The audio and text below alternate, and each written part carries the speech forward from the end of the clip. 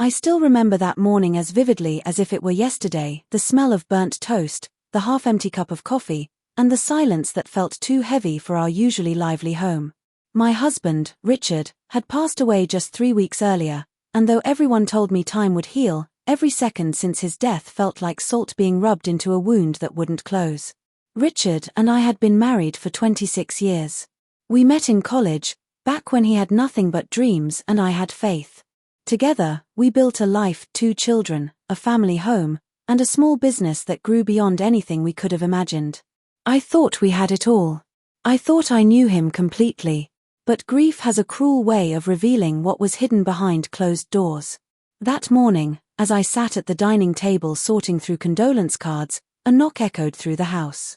I wasn't expecting anyone. When I opened the door, a woman stood there, tall, striking, with perfect blonde curls and red lipstick that seemed too bright for a widow's home. "Mrs. Carter?" she asked, her voice laced with something between sympathy and superiority. "Yes," I said carefully. "Can I help you?" She gave a smile that never reached her eyes. "I'm Vanessa. Richard's associate." The word associate hung in the air like smoke. My stomach twisted, a quiet alarm going off inside me. "Associate?" I repeated, my voice shaky. "Yes," she said smoothly, brushing a strand of hair behind her ear. "We worked together on his last business project. I thought it was only right I come by and pay my respects." Something about her tone made me uneasy. It wasn't the grief I heard in her voice, it was confidence, entitlement even. She walked in without waiting for an invitation, her heels clicking on the hardwood floor. As she looked around the house, her gaze lingered on the framed photos of Richard and me. "Beautiful home," she murmured, running a hand over the mantel. "Richard talked about it all the time." I watched her carefully. "You said you worked with him. What kind of work exactly?" "Oh, a little of everything," she said, smiling again. "He trusted me with important matters." Before I could ask more, she pulled an envelope from her purse and handed it to me. "This might help clear things up." I opened it, and my world crumbled in seconds. Inside was a will, not the one Richard and I had made years ago, but a new one, dated just 2 months before his death. And in it, everything, our home, our business, even the savings account, was left to her. Vanessa. My vision blurred as I read the words again and again, hoping I had misunderstood. But no matter how I looked at it, the truth screamed off the page. Richard had left me with nothing. My knees nearly gave out, but I held onto the back of the chair for balance. This has to be a mistake," I stammered. "He would never." "Oh, I'm afraid it's not," she said, her voice calm, almost rehearsed. "I was there when he signed it. He wanted to make sure I was taken care of." I stared at her, disbelief turning into anger. "You're lying." "Am I?" she said softly, tilting her head. "Maybe you didn't know him as well as you thought." Her words cut deeper than any knife could. Before I could respond, she placed a manicured hand on my arm and added, "You'll be hearing from my lawyer soon." And then, just like that, she was gone, leaving behind the scent of expensive perfume and the sharp sting of betrayal. I stood there frozen, clutching that cursed document, my tears finally breaking free. The house felt emptier than ever, filled with echoes of promises that now felt fake. That night, I barely slept. I kept replaying everything, his late-night phone calls, his sudden trips, the way he had started keeping his phone face down on the table. All the signs were there, but love makes fools of us. I had trusted him blindly. When morning came, I made a decision. If Vanessa thought she could erase me with a few sheets of paper, she was wrong. I didn't know how yet, but I would find the truth. And when I did, I'd make sure everyone saw who Richard Carter really was and who she truly was. I picked up my phone and dialed the only person I could trust, Mark, our family lawyer for over 15 years. His voice was warm and steady, exactly what I needed to hear. "Emily," he said gently, "come by my office this afternoon. We'll go over everything together. Don't panic until I see the document." I wanted to believe him, but panic had already set in. Still, I gathered the papers, straightened my shoulders, and got ready. I might have lost my husband, but I hadn't lost my fight. That afternoon, when I handed Mark the so-called will, He frowned, adjusting his glasses. This doesn't make sense, he muttered. The signature looks off. And there are inconsistencies in the notarization date.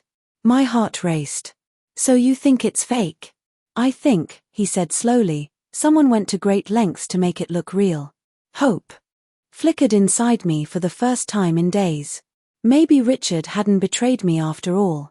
Maybe Vanessa wasn't as smart as she thought. Mark leaned forward. Emily, if this is forged, we'll prove it. But you have to be ready. This could get ugly.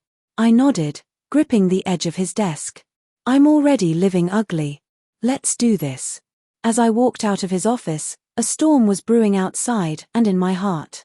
The mistress might have thought she'd taken everything, but she had underestimated one thing: the strength of a woman with nothing left to lose.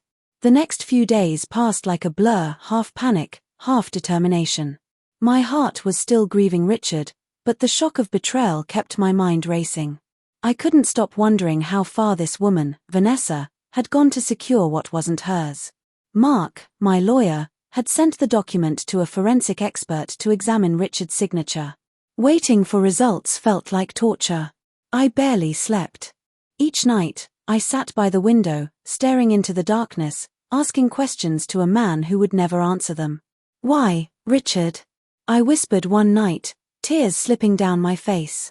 Why would you let someone like her near our family, our life?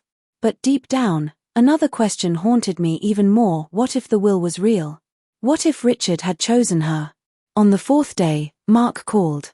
Emily, he said, I've got the preliminary report. Can you come to my office right away? My hands trembled as I gripped the phone. I'll be there in 30 minutes. The drive felt endless. Every red light mocked me. By the time I reached his office, my nerves were shot. Mark didn't waste time. He handed me the expert's report. The signature is questionable, he said. It looks like Richard's, but there are irregularities in the pressure and pen strokes. More importantly, the notary who supposedly verified it, she doesn't exist. I blinked. What do you mean? I checked. The license number belongs to someone who died 5 years ago. I froze. The pieces were starting to fall together. Vanessa had forged it. She'd tried to steal everything. Mark leaned back in his chair. This isn't just fraud, Emily. It's criminal. But before we go to court, we need undeniable proof, something that connects her directly to this forgery. I nodded, gripping the paper tightly. Then I'll find it. Mark gave me a sympathetic smile. I know you will. But be careful. Women like her don't play fair. When I got home, the air felt heavy, as if the house itself was holding its breath. Boxes of Richard's things were still in the study. I hadn't been able to pack them away. But now, I needed to look carefully, methodically. Maybe something he left behind could help. I started with his desk, drawers full of invoices, letters, and business files. Hours passed, but nothing useful surfaced. Just as I was about to give up, I noticed something odd, a small metal key taped under the drawer. I frowned. Richard was organized but secretive about finances. The key must have belonged to something. I searched the room until I spotted a small locked drawer at the bottom of his bookshelf, the one he always kept closed. My hands shook as I slid the key in. Click. Inside was a thin black folder labeled private. I opened it, and my heart dropped. Inside were bank statements, joint accounts with Vanessa's name on them. Thousands of dollars transferred monthly. Trips booked under both their names. Hotel stays. Every page was a punch to the chest. My husband hadn't just been unfaithful, he'd been living a double life. For a moment, I couldn't breathe. My chest tightened, and the room spun. The man I thought I knew, the man I loved for 26 years, had been planning a future with someone else while pretending to build one with me. I slammed the folder shut, fury flooding through me. My tears turned hot with anger. You ruined everything, Richard, I whispered bitterly. Everything. But as the initial shock faded, something caught my eye, a handwritten note tucked between the papers. It looked rushed, like he'd written it in a hurry. It read, "If anything happens to me, give this to Mark. She can't be trusted." My breath caught. She couldn't be trusted. He was talking about Vanessa. My hands shook as I looked closer. It was undeniably Richard's handwriting. The note was dated just a week before his death. I sank into the chair, tears falling freely now, but this time, they weren't from heartbreak. They were from relief. Richard knew. He knew she was dangerous. And he had left me a clue. The next morning, I took the folder to Mark. When he read the note, his expression hardened. "This changes everything," he said. "If we can connect her to his death, this isn't just fraud, it could be something worse." I frowned. "You think she had something to do with his death?" "I think," he said carefully, "it's suspicious that a healthy man dies suddenly after rewriting his will in favor of his mistress." I hadn't let myself think it before, but now, the possibility made my blood run cold. Later that week, I attended the estate hearing where Vanessa arrived dressed like she was going to a fashion show. Her red dress shimmered under the courthouse lights, and that same smug smile was plastered across her face. "Emily," she said, brushing past me, "you look tired. Grief doesn't suit everyone." I clenched my jaw. I could say the same for greed. Her smirk widened. "You'll see soon enough. The court will honor Richard's wishes." But what she didn't know was that I now had Richard's real words, the ones she didn't expect me to find. When the judge called the session to order, Vanessa sat tall, crossing her legs like she owned the place. Her lawyer presented the will confidently, arguing that Richard had made the decision sound of mind. Then it was my turn. Mark stood, his voice calm but firm. "Your Honor, we contest the authenticity of this will. We have evidence of forgery and inconsistencies in the notarization process." The judge's brow furrowed. Vanessa shifted slightly in her seat. Mark continued, "Furthermore, we have a handwritten note from the deceased himself, expressing concern about the plaintiff's trustworthiness, written just a week before his death." A murmur rippled through the courtroom. Vanessa's face drained of color. I looked at her directly for the first time since that day she came to my door. The power she'd tried to steal was slipping from her hands. Her lawyer objected, of course, demanding the note be verified. The judge agreed, scheduling another hearing in 2 weeks. As we left the courtroom, Vanessa stormed over to me. "You think you're clever, don't you?" she hissed. I stared her down. "No," I said quietly. "Just determined." She leaned in closer, lowering her voice. "You have no idea who you're dealing with." "Neither do you," I replied. "Because I'm not giving up." She gave me one last glare before walking away, her heels echoing down the hall like warning shots. That night, I sat in Richard's old chair, staring at the folder. I wanted to hate him, but I couldn't, not completely. Maybe he had realized too late what she was. Maybe that note was his way of protecting me one last time. I whispered into the silence, "I'll finish what you started, Richard. I'll make sure she doesn't win." And somewhere deep in my chest, I felt a spark, a quiet strength I hadn't known I still had. The war had begun. The next 2 weeks felt like walking on the edge of a knife, every moment sharp, uncertain, and painful. My mornings began with calls to lawyers, and my nights ended with restless dreams where Richard's voice whispered from the dark, "Don't let her win, Emily." I couldn't escape him. His memory was everywhere, his cologne still lingered in the closet, his favorite coffee mug sat by the sink, and the garden he'd promised to finish that spring remained untouched, a haunting reminder of the life we were supposed to have. But grief was no longer my only companion, anger and purpose had joined it. Mark was relentless. Every day, he uncovered more inconsistencies. The notary's signature didn't match the registry. The supposed witness, a man named Calvin Brooks, couldn't be found anywhere. And most importantly, the digital version of the will emailed from Richard's account was sent after his death certificate date. That alone was explosive. When Mark told me, I nearly dropped the phone. "Wait, you're saying the email was sent after he died?" "Yes," he said. "Timestamp shows it was sent at 2:47 a.m., the morning after his death." "Then who, I think we both know who had access to his email," he said grimly. "Vanessa." The realization sent a chill through me. She wasn't just manipulative, she was bold, maybe even dangerous. Later that day, I decided to visit a place I'd avoided since the funeral, Richard's office downtown. He'd run his business there for over a decade, and though his team had been kind, I hadn't been able to face them. But now, I needed answers. When I arrived, his assistant, Laura, hugged me tightly. Her eyes were red-rimmed, the way mine had been weeks earlier. "It still feels strange without him here," she said softly. I nodded. "Laura, I need your help.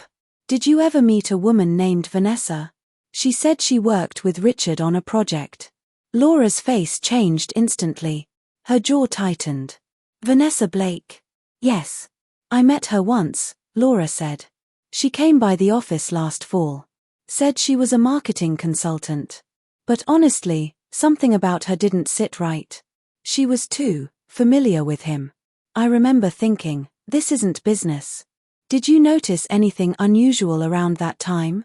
Files missing, meetings he didn't want you to know about?" Laura hesitated, then nodded. "There was one thing. About a month before he passed, he started keeping a flash drive with him at all times. I asked if he wanted me to back it up, and he said, 'No, this one stays with me.' Then, the day after his death, it disappeared." A flash drive. That could be everything. "Did he ever mention where he might keep it?" I asked. She thought for a moment. "Only that it was something personal. Said, if anything happens, Emily will know what to do." My heart pounded. Whatever was on that flash drive, he wanted me to find it. I thanked Laura and left, hope surging through me. If I could locate it, maybe it held proof of Vanessa's forgery, or worse, her involvement in his death. When I got home, I tore through every inch of the house again. Desk drawers, bookshelves, even the garage. Nothing. Then I remembered something, Richard's safe deposit box at the bank. I hadn't checked it since the funeral. The next morning, I went straight to the bank. The clerk recognized me instantly and escorted me to the private vault room. My hands trembled as I opened the box. Inside were only 3 things: our marriage certificate, an old photo of the kids, and a small, silver flash drive. I exhaled shakily. "Thank you, Richard," I whispered. I drove straight to Mark's office. Together, we plugged it into his laptop. A folder popped up titled Confidential, for Emily only. My heart nearly stopped. Inside were dozens of files, emails, screenshots, and voice recordings.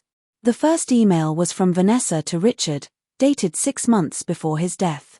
"If you don't rewrite the will, I'll make sure your family learns everything. Don't test me, Richard." Mark's eyes widened. "That's blackmail." I opened another file, an audio recording. Richard's voice filled the room. "Vanessa, I told you I need time. Emily doesn't deserve this." "Emily?" Vanessa's voice was sharp. "Emily will be fine. I'm the one who deserves it after everything I've done for you." "You've done nothing but threaten me," Richard said. "Then maybe I need to show you what I'm capable of," she hissed. The recording ended abruptly. I sat frozen, my stomach turning. She threatened him. She actually threatened him. Mark nodded gravely. And from what it sounds like, he was trying to fix it. This note, these recordings, they prove she manipulated him. Maybe even coerced him. I covered my mouth, tears spilling out. I wasn't sure if they were from anger, heartbreak, or relief. But one thing was clear now: Richard wasn't the man I thought he was, but he wasn't the monster she painted him to be either. He had made mistakes, yes, but in the end, he tried to make things right. Mark placed a hand on my shoulder. "We need to bring this to court. But Emily, you realize what this could mean, right? If this goes public, it won't just ruin Vanessa, it'll drag Richard's name through the mud." I looked down at the flash drive in my hand, the weight of it pressing against my skin like judgment. I thought of my children, of our friends, of how people would look at us differently. Then I remembered Vanessa's smirk, her cruel words, the way she waltzed into my home like she already owned it. "No," I said finally. "She doesn't get to destroy us and walk away clean. I'll tell the truth, no matter how messy it is." Mark nodded. "Then we'll prepare for war." That night, as I sat alone in the dark, I played the recordings again. Hearing Richard's voice brought back everything, the good, the bad, the moments that made us who we were. For the first time, I didn't just feel pain. I felt closure. I whispered to the silence, "You tried to warn me. I'll finish this for you." Just then, my phone buzzed, a message from an unknown number. "Stop digging, Emily. You won't like what you find." My breath caught. Vanessa. It had to be her. I stared at the screen, my pulse racing. For a second, fear gripped me, but then anger took over. I typed back, "Too late. I already found it." And hit send. For the first time in weeks, I felt something close to power. Vanessa had tried to silence me, but she had no idea who she was dealing with now. The next court date was coming, and this time, I wasn't walking in as a broken widow. I was walking in as a woman ready to reclaim everything stolen from her. The morning of the hearing arrived with a heavy sky, grey and swollen with rain. I stood by my bedroom window, clutching the silver flash drive like a lifeline. Today wasn't just another court date, it was the day I faced the woman who had taken everything from me and thought she could walk away untouched. I glanced at Richard's picture on the dresser. "Wish me luck," I whispered. His smile in that photo, warm, gentle, sincere, looked like a cruel reminder of the man I'd lost and the secrets he'd kept. My phone buzzed. A message from Mark. "I'm outside. Ready when you are." I grabbed my coat, tucked the flash drive into my purse, and took one last look at the home that might not be mine much longer if things went wrong. The courthouse lobby was packed, lawyers, reporters, people whispering. I could feel their eyes on me. To them, I wasn't just a grieving widow anymore. I was part of a scandal. The widow and the mistress, fighting over a dead man's fortune. Vanessa arrived a few minutes later, her heels clicking sharply across the marble floor. She was dressed in black this time, sleek and perfectly tailored, as if mourning gave her credibility. But the red lipstick was still there. Always red. Always deliberate. She caught my eye and smiled like she was greeting an old friend. "Emily," she said sweetly, "you look better. I was worried you'd fall apart before this was over." I forced a thin smile. "Don't worry about me. You've done enough damage already." Her lawyer, a smug-looking man named Daniels, cut in before she could reply. "Let's save the dramatics for the judge, shall we?" Mark stepped between us, calm and firm. "Don't worry, we plan to." We entered the courtroom. The tension was thick enough to choke on. The judge, a stern woman with silver hair and sharp eyes, took her seat. "Let's proceed," she said. Daniels began with the same performance as before, painting Vanessa as Richard's devoted partner. He described their deep emotional bond, their shared business ventures, and how Richard had rightfully chosen to provide for the woman who supported him in his final years. Every word was a dagger. Then he produced the so-called will again, sliding it across to the judge like it was the Holy Grail.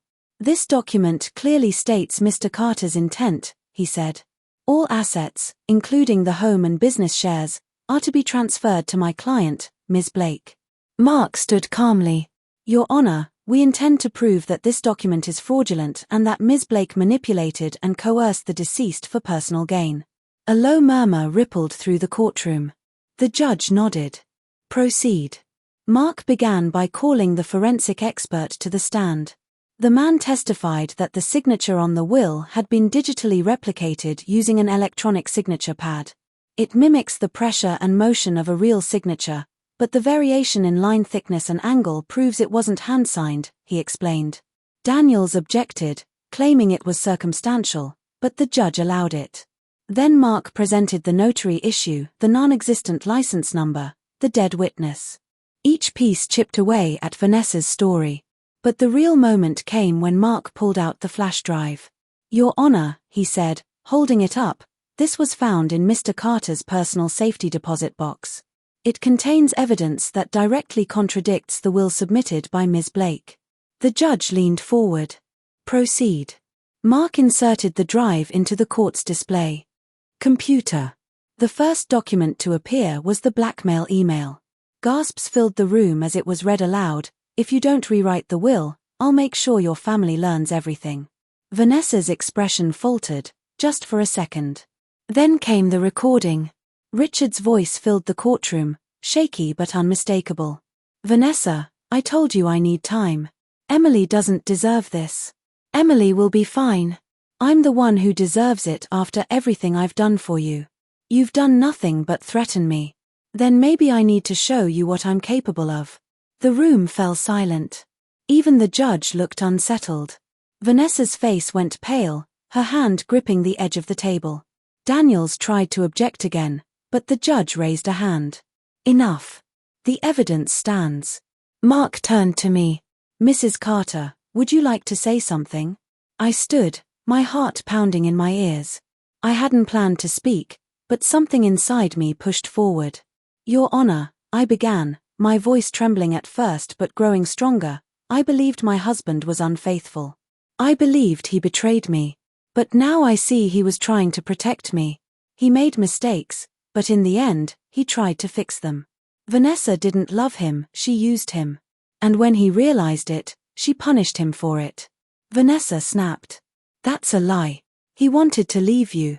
He loved me." The judge banged the gavel. "Ms. Blake, control yourself." But Vanessa wasn't done. She stood up, shaking with anger. "He promised me everything. He said he'd leave her.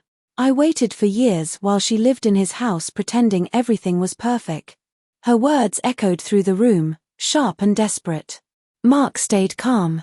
"Ms. Blake, is that why you threatened him? Because he wouldn't leave his wife?" Vanessa's eyes darted toward him.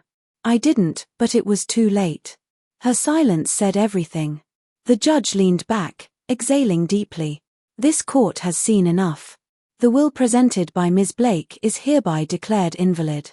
The assets will revert to the original will, naming Mrs. Carter and her children as rightful heirs." I closed my eyes. For the first time in weeks, I could breathe.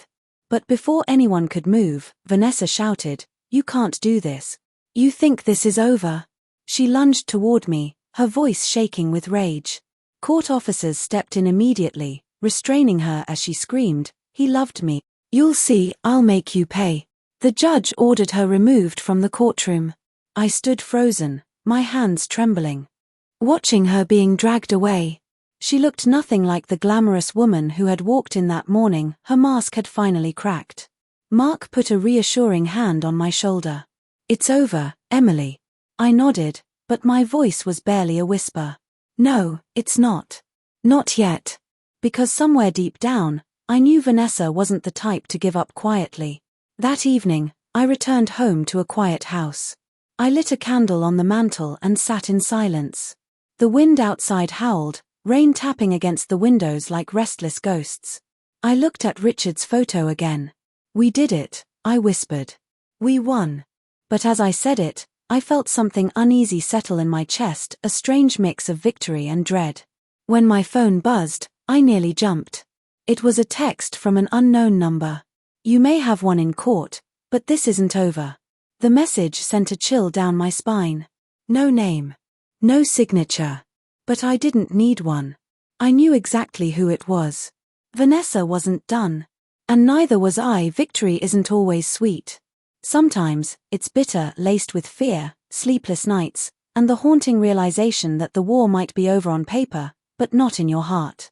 It had been 3 days since the court ruling. 3 days since Vanessa had been dragged out, screaming, her perfect mask shattered for everyone to see. I should have felt relieved. I should have been celebrating. But peace didn't come easily. Not when the person who swore to make me pay was still out there, watching, waiting.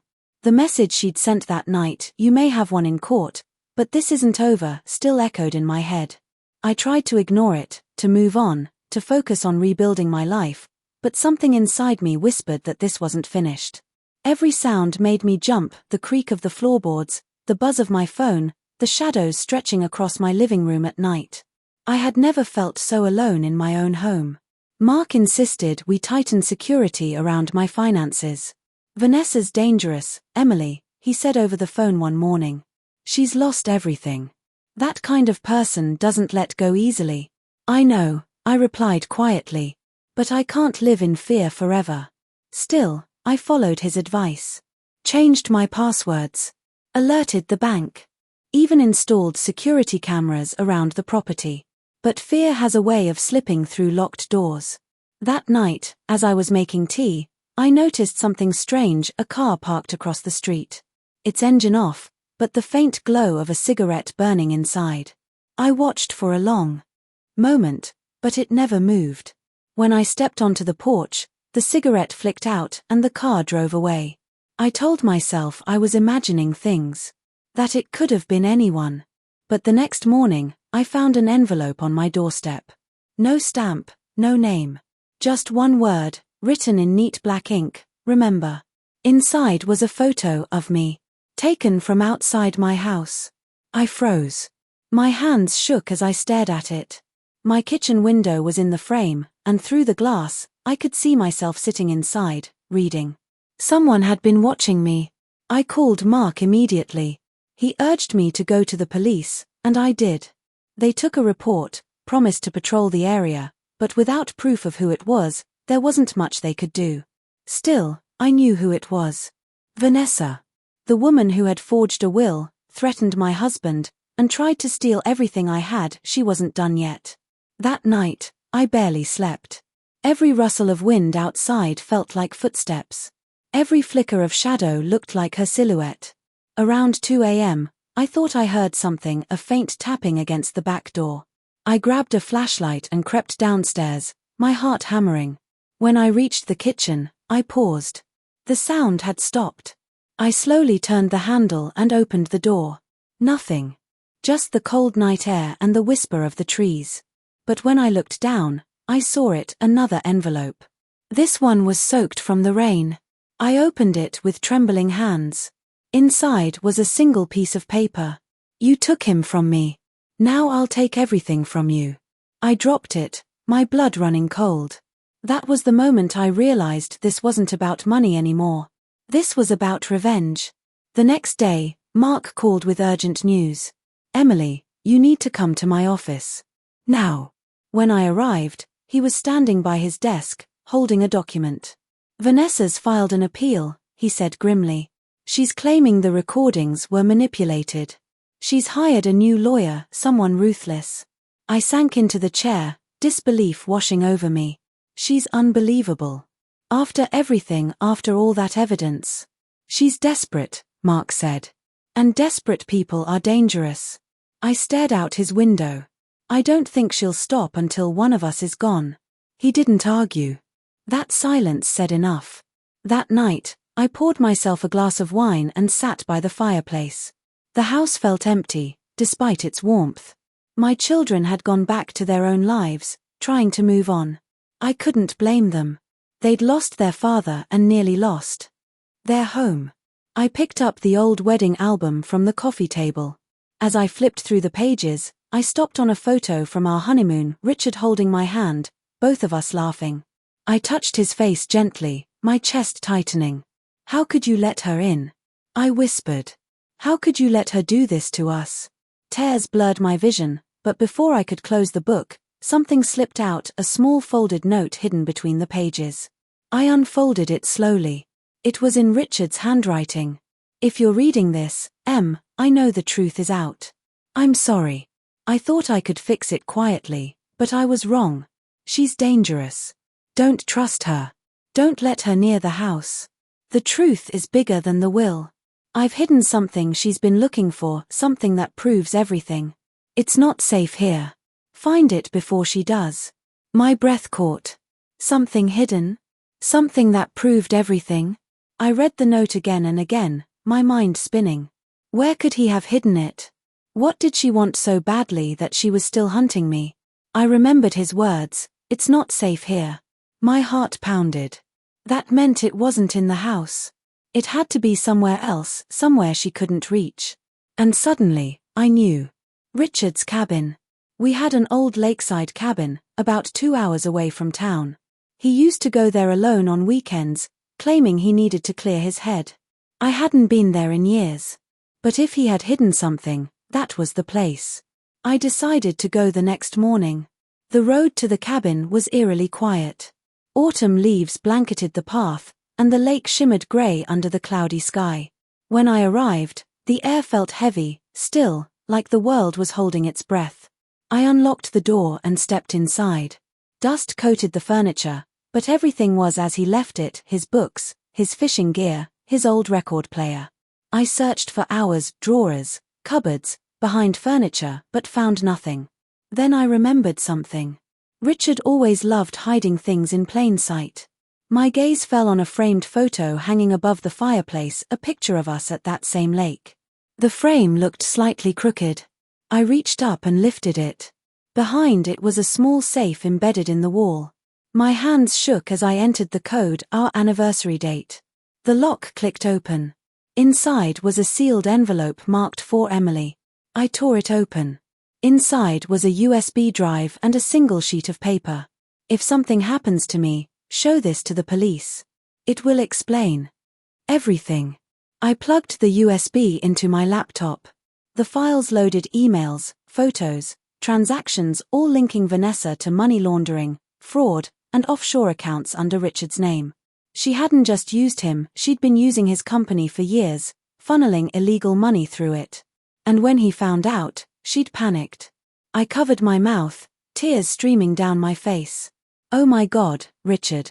But before I could process it all, I heard it, footsteps outside. Slow. Crunching on gravel. My heart stopped. I turned off the laptop and froze, listening. The sound came closer. Then, through the dusty window, I saw her. Vanessa. Standing at the edge of the porch, staring straight at me. Her red coat gleamed against the grey sky. And on her face, that same twisted smile. The world slowed to a crawl. My heartbeat thudded in my ears as I stared through the window, frozen in place. Vanessa. There she was, her silhouette sharp against the mist, that unmistakable red coat glinting in the pale light of dusk. She stood completely still, watching me. No words, no movement. Just that smirk, the same one she wore when she walked out of the courtroom in handcuffs. For a long moment, neither of us moved. The silence felt heavier than the walls around me. My breath fogged the glass as I whispered, "How did she find me?" Then, slowly, she began to walk toward the porch. Her heels crunched on the gravel, each step deliberate. I backed away from the window, clutching the letter and the USB drive to my chest. Panic rushed through my veins. I looked for my phone on the table. I grabbed it, dialed Mark, but there was no signal. Of course. The cabin was deep in the woods. Richard always said the isolation helped him think. Now it was working against me. Think, Emily, I muttered, forcing my trembling hands to move. I slipped the USB drive and the note into my coat pocket and scanned the room for an exit. The back door. If I could just get to my car, a loud bang echoed through the cabin. The front door. She was trying to open it. My blood turned to ice. Emily, her voice rang out, sweet but venomous. I know you're in there. Don't make this harder than it has to be. She jiggled the handle. Then the sound of keys. She had one.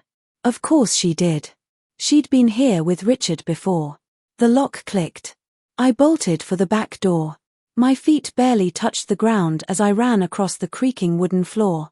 But just as I reached for the handle, the front door swung open with a crash. Don't you move. Her voice sliced through the air. I turned slowly. She stood in the doorway, the grey light outlining her figure. Her hair was messy, her makeup smudged, but her eyes burned with fury. She raised her hand, and in it, something glinted. A gun. Vanessa, I whispered, my throat tight. You don't have to do this. Oh, I think I do, she sneered. You think you can just waltz into court, humiliate me, and walk away? You think you've won? I didn't want this fight, I said, trying to keep my voice steady. You could have walked away, Vanessa. You could have had your life, your freedom, my freedom, she snapped, laughing bitterly. You ruined my life. Everything I built, everything I deserved, gone because of you. Because of you, I shot back, surprising even myself. You forged a will. You blackmailed my husband. You used him, stole from him, and now you're angry because the truth came out. Her hand trembled slightly on the gun, but her voice dripped venom. He loved me, Emily. Not you. You were just his habit, his obligation. I swallowed hard, forcing myself to look her in the eyes. If that were true, you wouldn't have to point a gun at me to feel powerful. Her lips twitched. You think you're clever, huh? I slowly stepped backward, toward the hallway. You don't want to do this. If you hurt me, it's over for you. You'll never escape this. She smirked. You're wrong. You should have stayed quiet, Emily. But now, she cocked the gun, I have to clean up my mess. I bolted. The gun went off. The sound shattered the silence like thunder. A vase exploded beside me as I dove behind the sofa. My ears rang, my heart pounding. She fired again, closer this time. I crawled toward the back door, gasping for air. My mind screamed, get out. Get out now. Another shot. The bullet splintered the doorframe inches from my head. I threw my weight against the door and burst into the night. Cold air hit me like a slap, and I sprinted across the yard toward the car. My keys were in my coat pocket. Behind me, I heard her shouting, you can't hide, Emily. I reached the car, fumbling with the keys, my hands slick with sweat. The key slipped once, twice, and then the engine roared to life. I slammed on the gas. Vanessa appeared in the rearview mirror, standing on the porch, gun still raised. She fired again. The rear window shattered, glass raining over me. But I didn't stop. The tires screamed as I sped down the dirt road, branches whipping at the sides of the car. My chest heaved, adrenaline roaring through every nerve. After what felt like forever, I reached the highway. I didn't stop until I saw lights, a small diner off the road. I pulled in, shaking, and stumbled inside. The waitress froze when she saw me. Are you okay? Call the police, I gasped. Please. She's trying to kill me. Within 30 minutes, officers arrived. They took my statement, then sent a unit to the cabin. I waited at the diner, staring blankly at the untouched cup of coffee they'd placed in front of me. When the officer returned, his expression was grave. We found signs of a struggle. Bullet casings. But she's gone. Gone. I repeated numbly. He nodded. No car, no footprints beyond the woods. We'll issue a warrant and alert all nearby towns. I nodded, tears slipping down my cheeks. She's not going to stop, I whispered. He placed a hand on my shoulder. We'll find her. But deep down, I wasn't so sure. The next morning, I met Mark again at his office. I handed him the USB drive and Richard's note. His eyes widened as he scrolled through the evidence. Emily, this is huge, he said. This isn't just fraud, this ties her to organized crime. Offshore laundering, multiple shell companies. She's been using your husband's name as a cover for years. So she wasn't just after the inheritance, I murmured. She was covering her tracks. He nodded. And if this gets to the police, she's done. Completely. I took a deep breath, feeling the weight of exhaustion and fear mix with something else, resolve. Then let's finish this. We turned everything over to the authorities that afternoon. Within hours, an arrest warrant for Vanessa Clark was issued nationwide. But even as I watched the officers leave, I couldn't shake the feeling that she was still out there, somewhere, watching. That night, I stayed in a hotel downtown. The city lights outside my window should have been comforting, but every flicker of movement made my heart race. I kept replaying her face in my mind, the fury, the desperation. And then, around midnight, my phone buzzed. Unknown number. My stomach dropped. I hesitated, then answered. At first, silence. Then a soft, familiar laugh. Nice try, Emily. It was her. I told you, she whispered. This isn't over. The line went dead. I sat there for a long time, staring at my reflection in the window, the city shimmering behind me. I had proof. I had the law on my side. But deep down, I knew Vanessa wasn't finished. Not yet. And I couldn't rest until she was behind bars. I didn't sleep that night. I couldn't. Every sound in that hotel room, every creak, every buzz felt like a threat. The call kept replaying in my mind. Nice try, Emily. This isn't over. Her voice had that same eerie calm, like she was in control, even after everything had fallen apart. But what terrified me most wasn't her words, it was how close she had been. She wasn't just out there somewhere, she was near. I spent the next morning at the police station. They traced the number, but it was a burner phone. No leads. No sightings. No updates. Vanessa had vanished into thin air. But I knew she wouldn't stay gone for long. Not with that kind of obsession. Not with that kind of hatred. Still, I wasn't the same woman she once thought she could intimidate. I had proof now. Power. And a purpose. I wasn't going to run anymore. Over the next few days, I met with Mark and the investigators assigned to Richard's case. With the new evidence from the USB drive, they reopened the official inquiry into his death. What we found shocked everyone, including me. It wasn't just that Vanessa had been involved in his financial schemes. There were documents, messages, between her and a man named Graham Pierce, one of Richard's business associates. Their conversations were explicit, coded, but clear enough. Richard had discovered Vanessa's laundering operation and planned to expose her. And a week later, he was dead. At first, it looked like a heart attack, natural causes. But now, looking at the timing, the pressure, the cover-up, it didn't feel natural at all. One message from Vanessa to Graham hit me like a punch in the chest. If he talks, we lose everything. Make sure he doesn't. I stared at that line until my hands went numb. Mark's voice was low. Emily, this changes everything. We can push for a full criminal investigation. This could turn from fraud to homicide. Homicide. The word made me feel sick. It meant my husband hadn't just betrayed me. He had been killed. That night, I sat alone in the hotel room again, staring at a photo of Richard on my phone. For all the anger I'd felt toward him, for the affairs, the lies, the shame, I suddenly saw him differently. Not as a man who had fallen in love with another woman, but as someone who had been trapped, used, silenced. And now, it was up to me to make sure his truth finally came out. I whispered into the empty room, "I'll finish what you started, Richard. I promise." But I didn't realize how quickly that promise would be tested. The next morning, I received an email from an unknown sender. No subject, no message, just one attachment, a photo. It was of me, standing outside the police station the day before. The timestamp showed it was taken 2 minutes after I arrived. And in the reflection of a nearby car window, I could see her, Vanessa, watching me. My blood ran cold. She was everywhere. I immediately called the police again, forwarded them the email, but there wasn't much they could do. They assigned me an officer for protection, but even then, I knew she wouldn't stop until she got what she wanted or until I stopped her first. That was when I made my decision. If Vanessa was still playing her game in the shadows, I was going to drag her into the light.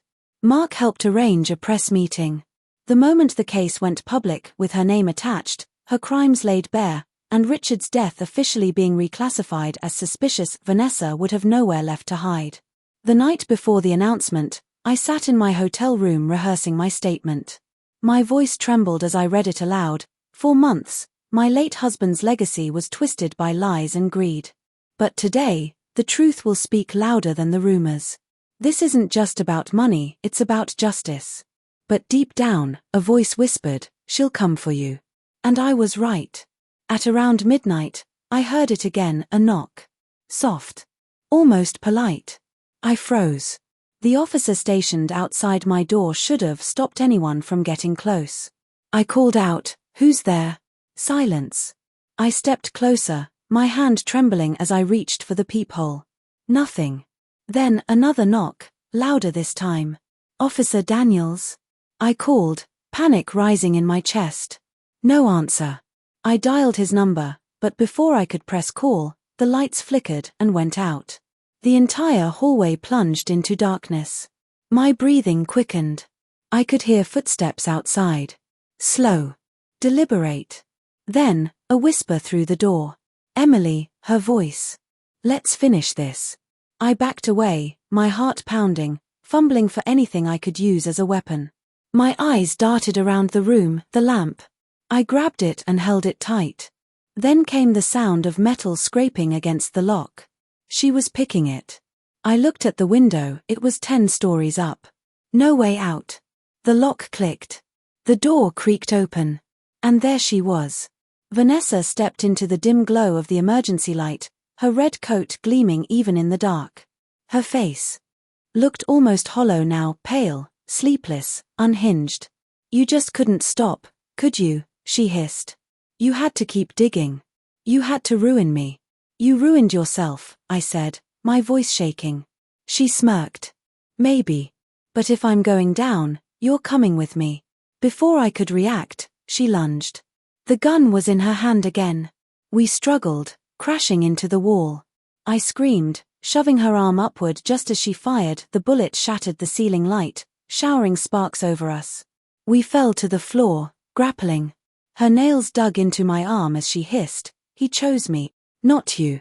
I managed to kick her off, scrambling toward the door, but she grabbed my leg, dragging me back. The gun clattered across the floor. We both lunged for it at the same time. Her hand reached it first. She aimed it at my chest. "Don't!" I screamed. But before she could pull the trigger, the door burst open. "Police! Drop it!" Officer Daniels tackled her to the ground. The gun went off, the sound deafening in the small room. When the smoke cleared, Vanessa was pinned, screaming, as two more officers rushed in. "It's over," one of them shouted. She looked up at me, her hair wild, her eyes bloodshot, and she laughed. A hollow, broken sound. "You think you've won, Emily," she spat. "He was already dead before I touched him." The words hit me like ice. "What did you say?" I whispered. She smiled. "You heard me." The officers dragged her away, still screaming, still laughing. But her words stayed burned in my mind. He was already dead before I touched him. What did she mean? Later that night, as the chaos died down, I sat with Mark in the hotel lobby, shaking. He handed me a cup of coffee I couldn't even hold steady. "She's in custody," he said gently. "You're safe now." But I shook my head. "No. There's something else." "Something," she said. He frowned. "What?" She said Richard was already dead before she touched him. Mark's eyes narrowed. "You think she meant?" "I don't know," I whispered. "But if that's true, maybe there's someone else involved." He leaned back, exhaling slowly. "Then we're not done yet." And in that moment, I realized Vanessa might be behind bars, but the truth about Richard's death was still buried. And I was going to dig until I found it. 4 days after Vanessa's arrest, I lived in a strange fog of exhaustion and disbelief. I should have felt safe, relieved, even, but instead, my mind kept circling back to the words she'd hissed before they dragged her away. "He was already dead before I touched him." It echoed in my mind, over and over again, until it became impossible to ignore. What did she mean? Richard's death had always been labeled a heart attack. Sudden. Unexpected. Natural causes, they'd said. But if Vanessa wasn't the one who caused it, then who did? Or worse, what if he hadn't died naturally at all? I didn't want to believe it, but I had to know. The next morning, I met Mark in his office again. He looked exhausted too, dark circles under his eyes, tie loosened. But when he saw me, he managed a faint smile. "Emily," he said softly, "I was hoping you'd rest." "I can't," I admitted. "She said something before they took her. Something that doesn't make sense." He sighed. "About Richard?" "Yes." I sat down across from him. "Mark, what if his death wasn't what we thought?" He studied me for a moment, then nodded slowly. "I had the same thought. I've been digging into some of Richard's medical records. There's something off." He turned his computer toward me. On the screen was a report from the coroner. "His official cause of death was cardiac arrest," he said, "but there's an anomaly in his toxicology report, trace levels of a substance called digoxin. It's used to treat heart conditions, but in high doses, it can cause cardiac arrest." I stared at him. "You mean he was poisoned?" He nodded grimly. "It's possible." My breath caught. My stomach turned cold. "Who would do that?" I whispered. Mark hesitated, then opened another file. "There's one more thing. According to hospital records, the prescription was picked up by someone named Graham Pierce 2 days before Richard died." Graham. Vanessa's associate. The same man mentioned in the emails. I felt the room tilt. "He did it," she told him to. Mark's jaw tightened. Maybe. But there's something else, Emily. Look at this. He handed me another document, Richard's old insurance policy. The beneficiary listed wasn't me, or our children. It was Graham Pierce. My hand trembled as I lowered the paper. So they killed him for the money. Mark shook his head slowly. Not just money. They needed him gone before he exposed them. That night, as I sat in my hotel room, I thought back to every moment leading up to his death. The late nights. The nervous phone calls. The way he'd seemed distracted, haunted. He'd known he was in danger. And I'd been too angry, too hurt by his affair, to see it. Tears stung my eyes as I whispered, "I'm so sorry, Richard," for the first time. Since his death, I didn't feel anger. I felt grief. Real, raw grief. But grief quickly turned to determination. They'd killed my husband, and framed his death as natural. They'd stolen his company, his name, his dignity. And now, it was my turn to finish what he couldn't. The next morning, Mark called with breaking news. "Emily, you're going to want to see this." When I arrived at his office, the TV was on, playing a live news broadcast. In a shocking development, the anchor said, Vanessa Clark, currently in custody for fraud and attempted homicide, has reportedly agreed to cooperate with authorities. Sources confirm she has provided key information linking businessman Graham Pierce to the death of Richard Wallace.